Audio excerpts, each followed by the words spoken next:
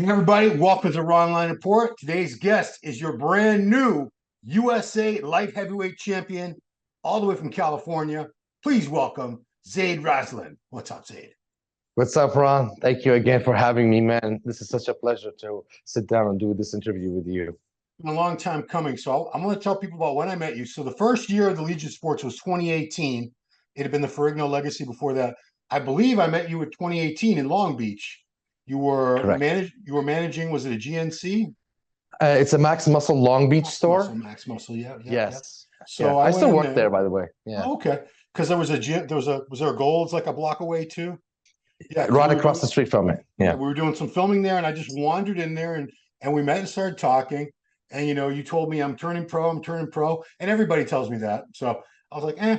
And I looked at some physique. I said, this guy's got a good physique. I said, I wonder he's got a little bit of the Ron Harris curse with these giant legs, and the arms aren't quite enormous, but in that span of time, you improved drastically. You kept working very hard. I've been watching you all this time, and you really put the work in. Every show I saw, you got better and better. You didn't just improve on condition, this and that, everything, size, proportion. You worked very hard, and USA light heavyweight. That's a very, very tough title to take.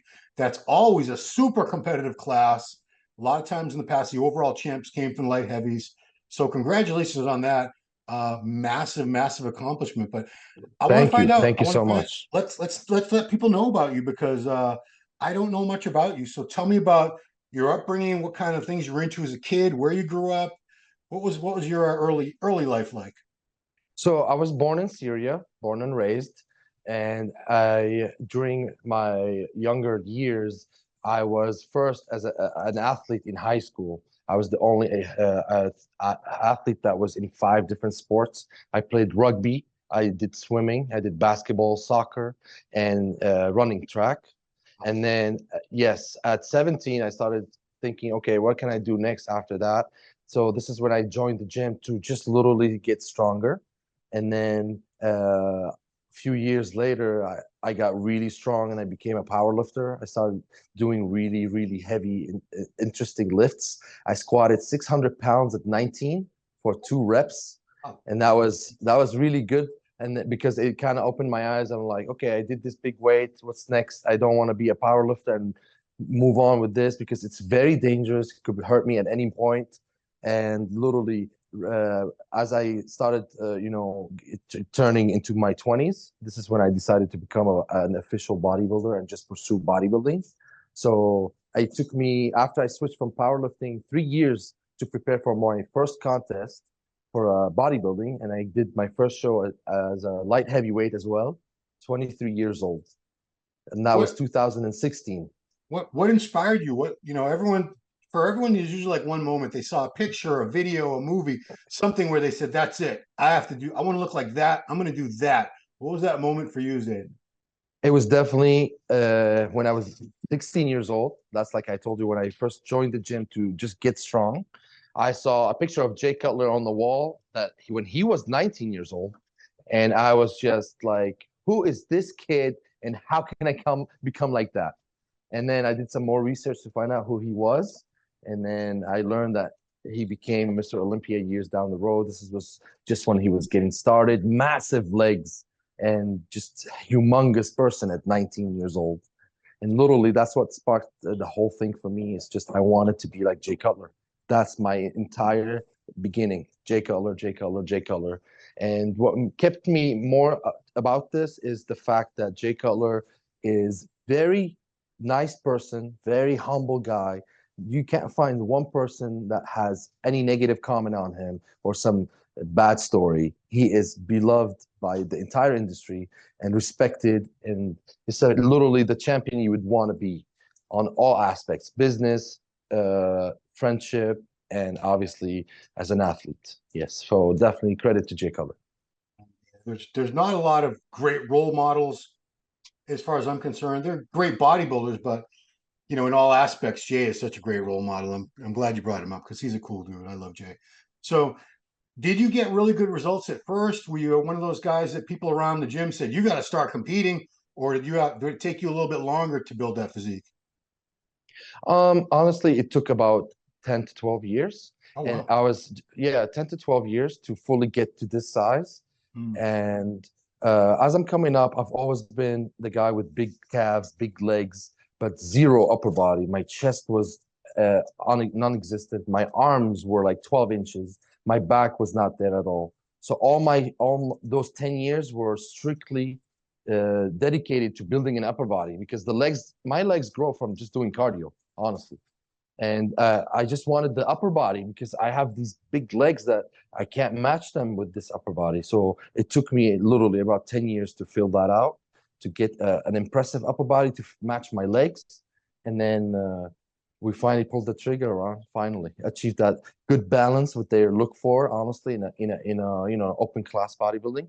And then conditioning was also an issue along those lines. So I had to find out how can I get really ripped to the contest shape. Yeah, I remember one time I was bragging to my friend about my conditioning, and he told me you look 4 weeks out, and I was one day out. And man, I took it personal. But then later on, and down the road, I understood what he meant. So this is now it became a standard, and now I'm a lot better at conditioning. So it took a while for sure. It's a tough thing to tell people. I have to do it all the time because people send me pictures, videos. What do you think? What do you think? I'd say, when's your show? And if they tell me, and I say, you're not going to be in shape for that. Pick another show or something. Some people get very angry, but others, you took it to heart. You got in the condition.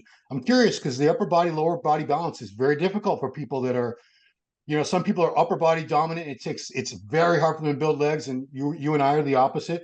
Did you ever stop training legs or go pull way back on them? No, no, not at all. But I train legs once a week. That's it. Mm. Once a week, hard as I can. That's it. Good night. I don't even train my calves. The calves don't get trained at all. I just train my hamstrings, glutes, and and quads.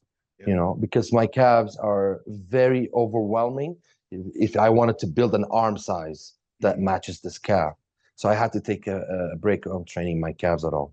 You Yeah. know. Does it Yeah. bug you to see so many people with these giant arms, these sticks for calves?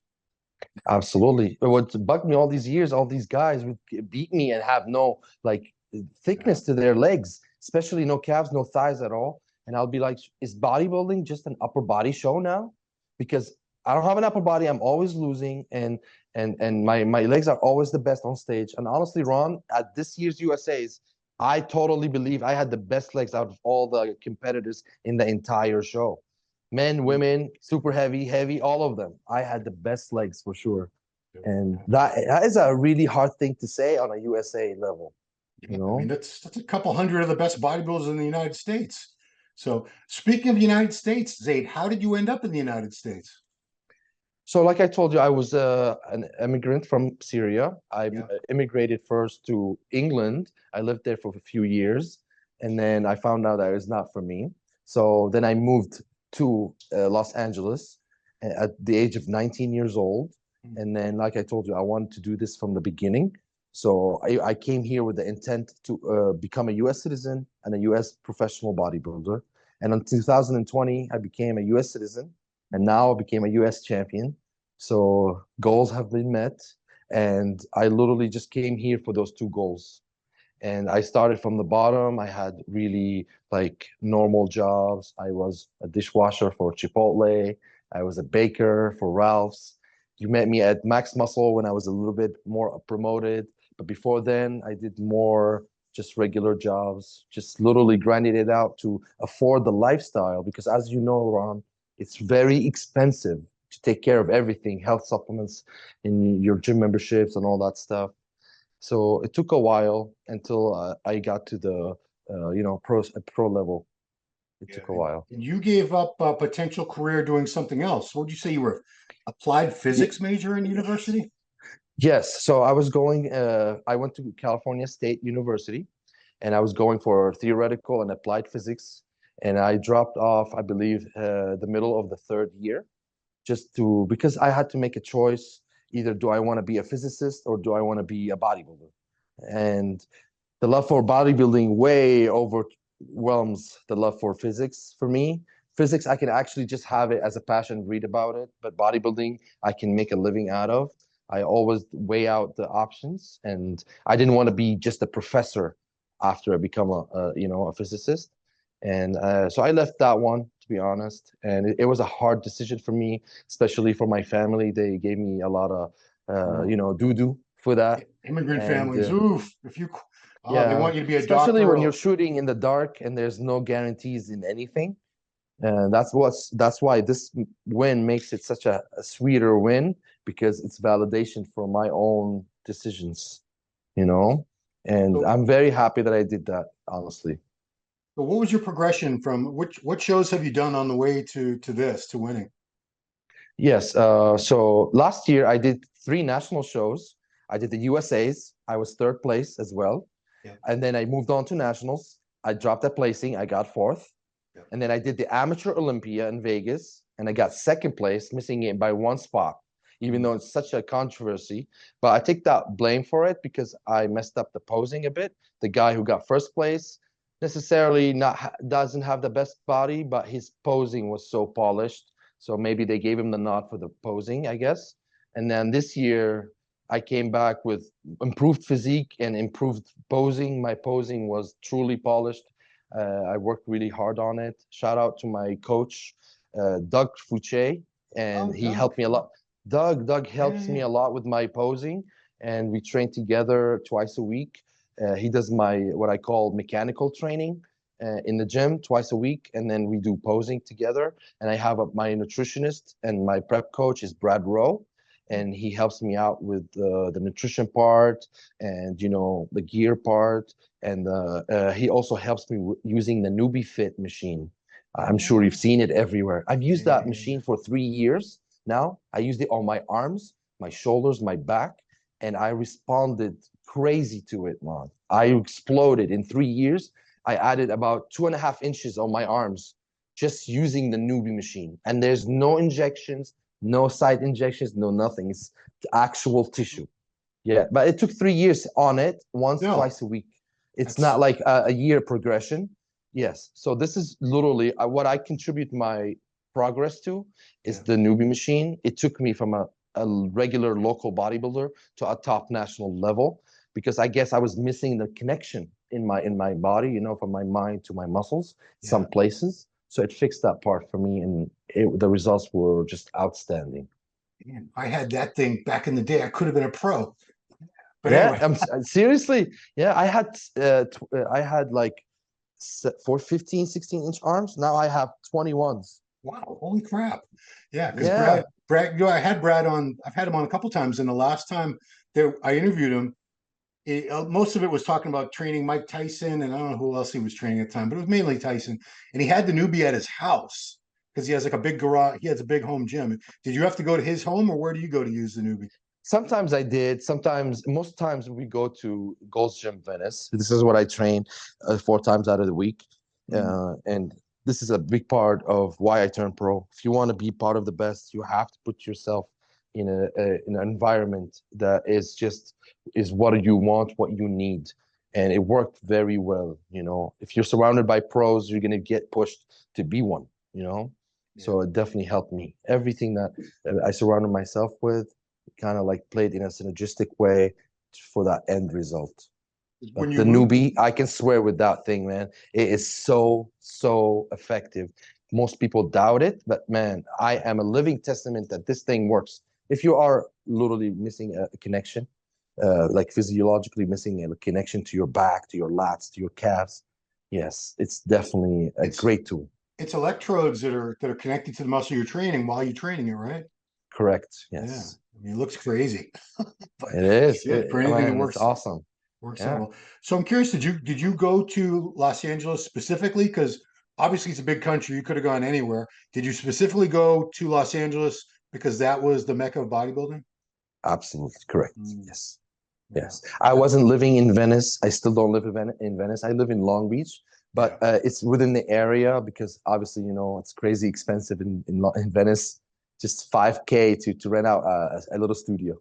Oh, dude. And plus, I don't look down on the homeless, but the place it's got I don't know, a million. There's a lot of it's homeless camps everywhere, every sidewalk.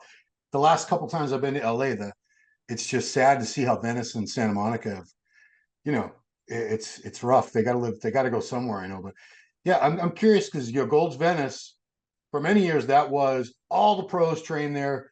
There was no other mecca in the United States, but as time went on, people started going to Las Vegas, Florida. Now they're in Dallas. Tell me, is Venice still a hotbed? There's still a lot of great bodybuilders. Does it still have that magic, that atmosphere from the old days? I really think so. And I've heard this many times before that it's dying out and something like that. And I totally disagree. It's still popping every single day. I see different pros on the daily. I've run into Arnold, I've run into Phil Heath, I've run into The Rock, I've run into a lot of the top names still just literally being in the gym. So maybe there are no Lee Priest and no those early 2000s in our heads that we love, but it's not slowed down at all. There is at least 20 active pros in this gym, males and females. Yeah, Yeah. at least. So let's see, you're in Long Beach. You would take the 405 up to Venice. Is that how you get there? Yeah, an Or hour each way, I was gonna say that's four what I was gonna times. ask you. So that's 8 hours of just driving just to go train in the gym. The old way of Sean Roden, remember? Yeah. He used to do that too. With no traffic, that would only take you about 30 minutes, 20, 30 minutes. Yeah. Yeah. But But there's when there's no traffic, right? It's uh, popping all the time. when is there no traffic? Because the last few times I've been there, like all hours of day and night, the freeways were packed. It's like, is there an accident or something? Nope, there's no accident. It's Construction? getting Nope. really, really tough. Honestly, this is why I live in Long Beach because it's Mhm. still in LA County, but it's not downtown LA or Venice Beach, Yeah, where it's just ridiculous to go anywhere. yeah. No, I didn't know. I lived there for 10 years, but I didn't go down to Long Beach much. But when I was there for the couple times Legion, I was surprised at what a nice area Long Beach actually is. You hear about it in rap songs, you think, oh no, it must be this horrible place. No, it's actually very nice. That downtown area with where the Max Muscle and the Golds is and all that stuff. Yes, yes. It's So it's still a good place, honestly, yes. so what have been like your greatest challenges? Have you had any injuries? Obviously certain body parts. What has been the biggest challenges for you to get to where you are right now? No injuries, thank God. All this life of training, I should say.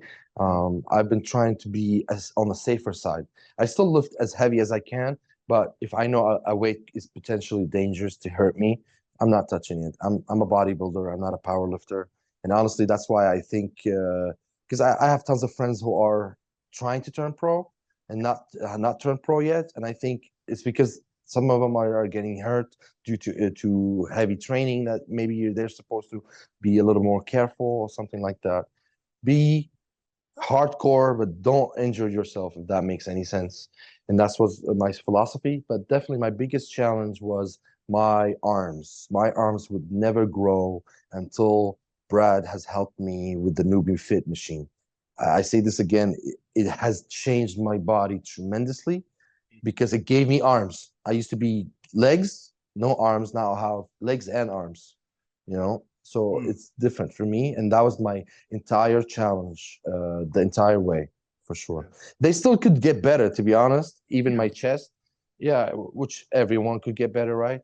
But biggest challenge was having small arms all my life. Well, I mean, Yeah. I really applaud you for fixing that situation. Obviously, you had the newbie and everything helping you, but I was never able to do it. A lot of people I know, they had this one body part that wouldn't their chest or their back or their arms or legs, and it never got to where it needed to be. Years and years, I saw them try everything, but Brad, I'm coming to see you, Brad. So anyway, He uh, fixed Dexter's legs. yeah, Remember that's that right. one year he helped him. Mhm. His legs looked literally brand new. That's right. It's That's right. very effective. Obviously, you need to have a responsive body, responsive genetics. Yeah. And I think if you have that and you apply the newbie really well and you eat your food, it should help you really well. And we're not stopping, so we're still continuing on it, by the way. Yeah. Yeah. Are you competing again soon? Are you doing a pro show like right No, away? Oh, no. no, not at all. No, no. I'm taking at least 18 months off the stage. By the way, I've competed for 8 years in a row, 3 shows a year, and until I got my pro card. literally 3 3 3 3 3 3 until now I got my pro card. So I'm shutting it down to actually grow and put some decent size on and look like a pro. I look good for amateurs, but I don't look good for pros. I won't be in the top 5 or top 10 if I did any pro show. So you really haven't had real off seasons these past 3 years, right? No, No. no. I mean, what, like a I couple improve before, months, if yeah, that? I improve between shows. Yeah. Between Wow. the amateur Olympia when I was second place, that was 6 months ago. Hmm. Yeah. And I mean, you Yeah. prepped 4 months for this. So yeah, Correct. Yeah. you And get, 2 months health phase. that's what I'm So saying. People don't understand. You get out, you get done with a show. You really shouldn't go back into an off season like the gear, the food. You should really let your body relax, recover, then go back into that. And you never really sounds like you didn't have time because you were competing so much. yes, honestly, Ron, because I felt the pressure. I was fighting against the clock. I look at Regan Grimes. He's one of my idols and my friends, and I look up to him. And he's what? He turned pro at 23, and I'm 30 years old already. So when I look at things like that, I'm like, man, I gotta turn pro first and then slow down. But I couldn't slow down before I turned pro. You know what I mean? So just especially coming from another country, you're already behind, you're already late. I had to come here and learn what works. You know, I was taught so many different things that are not actually true. But like, for example, can't have salt before the show. Those things, cut water 3 days out, like, things like that. That was taught to me when I was young, which is absolutely a myth. You know, that is doesn't work this way at all. You know, so I had to fix my mentality, learn the proper way, progress, fix those body parts, get the conditioning right, show up time and time again, fix the posing, show the judges my face, let them know me. And then finally, like, I was counting, this is my 14th show. Okay. Yeah. Does it boggle your mind that some of these myths just will not go away, even though so many people have had bad experiences cutting their water and cutting their sodium and they end up flat as a pancake on stage and they'll do it again at the next show. They'll just repeat the same exact peaking protocol, even though it didn't work for them last time. It's because they're not willing to learn. You need to, if something didn't work out, write it down, document what you did for this show. This is the look that it produced. Move on, either work with a different coach or use something different, do something different, document it, and find out the results. I never did one thing the same any show I did. Literally, every time is learning what not to do from the last show. And then literally, Ron, this perfect show that I've done, the weekend was perfect. The prep was perfect. It was smooth. There's no injuries. There's no hiccups, no obstacles. It was literally aligned really well for me. Just go do it and get up. Yeah. How long have you been working with Brad? How many shows have you guys done together? This is our 7th show. Okay. 7 shows deep with him. So 3 years. 3 years. Yeah. I mean, that's Yeah. a testament to the fact that sticking with a coach, unless he's a bad coach or something, don't stick with a bad coach, guys. But it takes even a really good coach a few shows to really figure everything out. And even then, your body's going to change from show to show. But still, did Brad learn new things about you with every prep that you guys were able to apply, and that's why we finally got this perfect storm where you look the best you ever did? Yes, absolutely. My body type is water retentive. You can give me a little bit of sodium and I will hold on to water very quickly. So we needed to find a way where to not overcarb, you know. So I never carb up on junk food. I don't get it when people eat fries and eat burgers and wings and the night before the show. If I do that, I will look very full but watery and I'll be sweating. So I have to carb up very easily, very gradually, which is even tougher because I am peeled at 210. I have to make light heavyweights at 198. So I had to sweat out 12 pounds of water in the sauna in 3 hours to make weight and then carb up. But you can't carb up slowly because it's the next day, right? So it was slowly but gradually. I'm always on the flatter side on prejudging. So my shape and my conditioning carries me to the first call out. And the nighttime, I'm like last night, I was 219 pounds for finals. I was blasting full at 219. I stood next to the super heavyweight and I did not look small at all. I think honestly, man, I think I had that overall. And because looking back at it as a package deal, I was the most polished. He was bigger than me, but my stomach was tight. My legs were crazy, and my conditioning was awesome. A part of me is sad I didn't get the overall, because I know I was the best at that show in terms of package deal. But yeah, man, I was 219 at finals, Much and I'm time? 5'9", How much time 5'9" and a half. between weigh-ins and finals? How much time went by? Weigh-ins From were what, weigh-ins to Thursday? away Thursday. Yeah, Thursday morning at 11 a.m. Okay, so you had Thursday to Friday, Fridays. So you had about 48, 50. You had over 48 hours to do that. That's reasonable Yeah, because yeah, that's a dilemma. You're 210 and you're stage ready. Did yeah. part of you or did Brad, did either one of you ever think maybe we'll just go heavyweight? Um, because we were second the year before in that class, Mm. doesn't make sense to move up right now. So we took the decision, hey, let's just suffer one more time, make weight however we can. And this one was the hardest one because each year, as I gotten bigger and bigger between shows, making weight was harder and harder. So this one was literally the toughest one to make weight. I was this close to passing out in the sauna, like literally this close. Mm. But I was able to make it immediately when I made it. Drank a lot of water, hydrated with sodium, started eating the right carbs, the right amount, slowly but surely. And then we were able to pull the trigger on the first place, you know. But moving up to the heavyweights, I was also very confident I would make top 5, but maybe not necessarily first place because these guys are bigger than me for sure. Yeah. But I wanted to get the win and just go by my way and just grow into a real professional. So if you're stage ready right now, you have 210 pounds of stage weight realistically.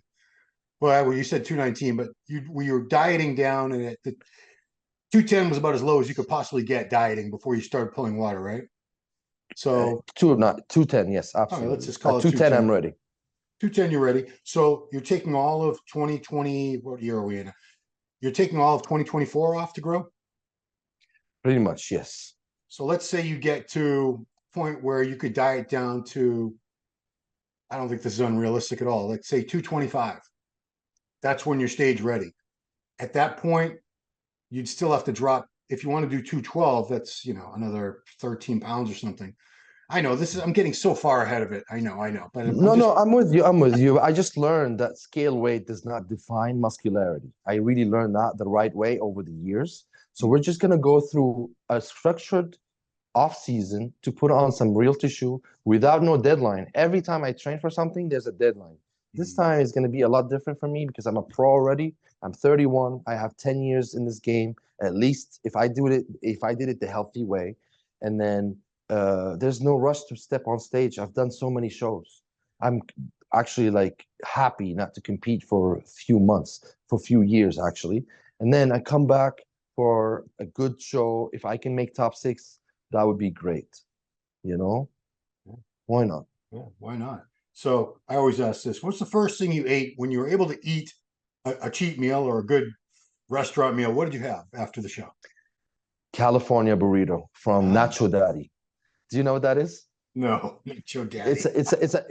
Yeah, it's a very famous Mexican spot here in Vegas. They have this wicked burrito that they put steak and they put fries in it, guacamole, sour cream and cheese. It's floated with everything, but the whole point, it has fries in it, so you don't need to get the fries on the side. Burrito with fries. That's the most Yeah, creative. I would never have thought to do that. So what are you still doing in Vegas? I'm just enjoying a few days before I go home, Okay, fair and enough. then we're heading home tomorrow night, actually. Yeah. Was it about 140, 50 degrees there now? With how hot is it? It's yesterday was 112 yesterday. Oof, Lord. It's crazy, man. Like 30-degree difference from Vegas to LA. Don't Out worry. there, it's like mid 70s. Yeah, Wow, 10 years from now, it's going to be 120 degrees all over the world, everywhere. I predict that. Now, I'm anyway, let's hope sure. not. Let's hope not.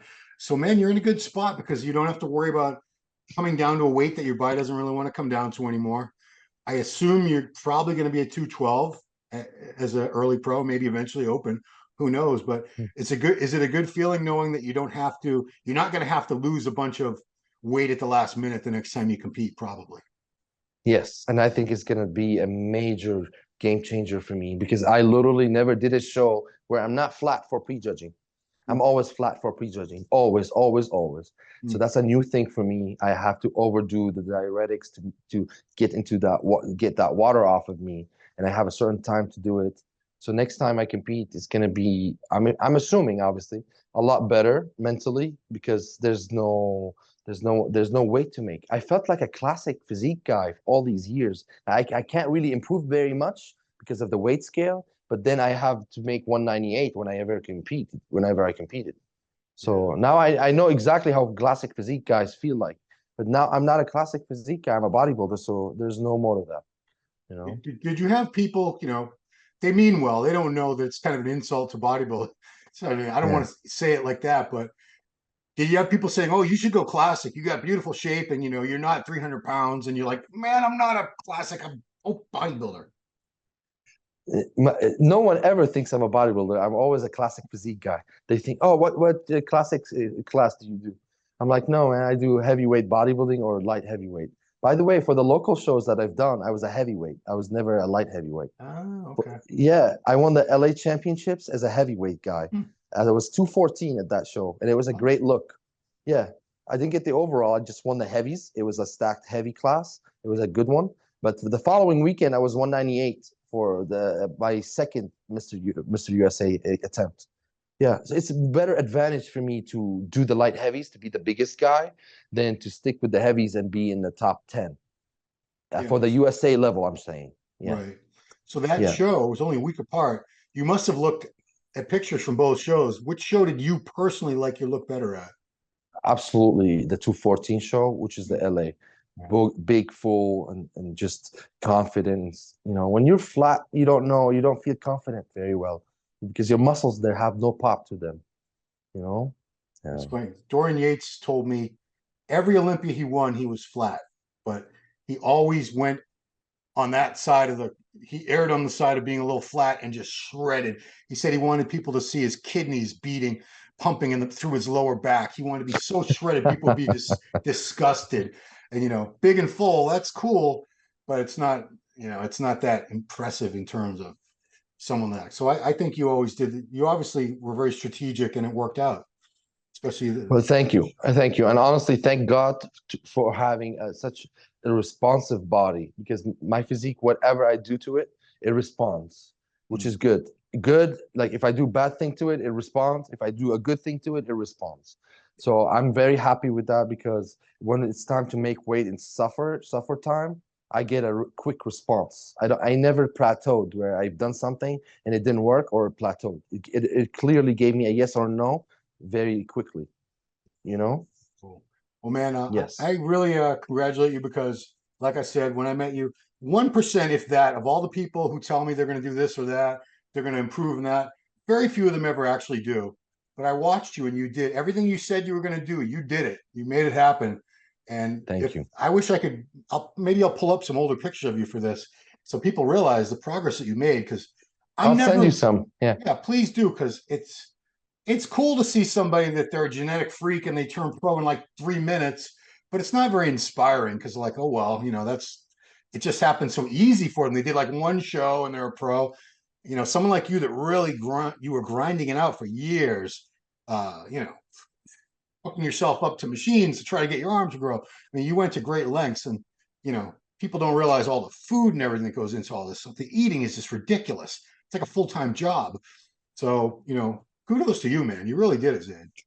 Thank you. Thank you. It's a long time coming and it's a huge progress that I needed to make before I was actually ready to be a professional. I've always been upset when I didn't get my pro status. By the way, I gave it 5 attempts. First attempt I was seventh. Second attempt I was third. Uh, uh, Third attempt I was fourth. Fourth attempt I was second, and last attempt, which is this one, I was first. So it took me 5 tries to turn pro. All the other shows were local shows, Yeah. and then just qualifying to get to those national shows. And then I'm very happy with what I've done. I didn't want to do it as a master's when I get older. I didn't want to do it as a junior show or out of the country because some people go to different countries and do it. I wanted the USA title, and that's the only one, or the nationals. But I wanted the USA's because I believe USA caliber is better than nationals caliber. And only first, man. That's what I wanted. And honestly, here's something I put in my head. My coach turned pro as a second place finisher. And I never wanted that for myself. I wanted only first. I never wanted to be a second place pro card winner. I wanted to be a only first place pro card winner. So I'm very, very proud of that because I never want to say to people, oh, I turned pro, but he got second. This doesn't sit well with me. I just wanted all this great effort to be solidified with a great win. By the way, Ron, I won with straight ones. It was a unanimous decision for the judges, so it was clear-cut win. It wasn't debatable at all, and it was a good class. It wasn't like a slouchy class. I mean, no USA is a bad USA, honestly. Yeah, but it was great. It was very, very good, and I'm very thankful. I'm very happy for it.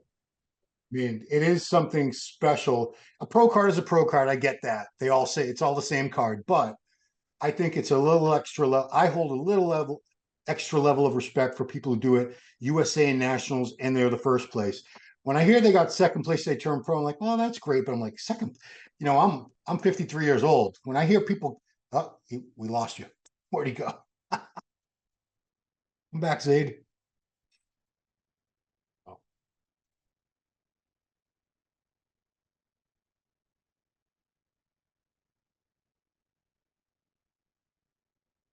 Oh, there we go. We'll have to edit that. Yeah, I Yeah. got a phone call. I'm sorry. Okay. I Well, apologize. no worries. We'll edit that. So yeah, like I was saying, extra level of respect for the toughest shows in this. I believe the USA Nationals are the toughest national shows in the world, and first place is better than second place. It means nobody beat you in your class. It's a good way to start a pro career.